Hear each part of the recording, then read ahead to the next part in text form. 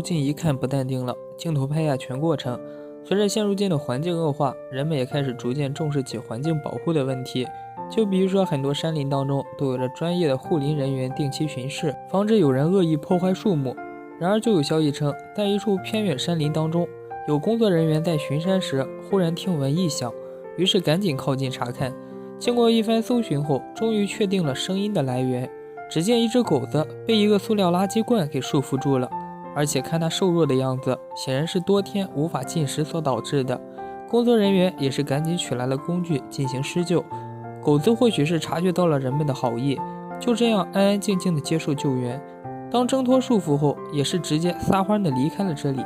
看到这一幕，也是不禁令人心酸。谁能想到，人们随意丢弃的垃圾，就会对自然界中的动物造成如此巨大的影响？所以说，爱护环境可不只是一句口号，一定要做到言出必行啊！不知道大家对此怎么看呢？欢迎在下方评论留言。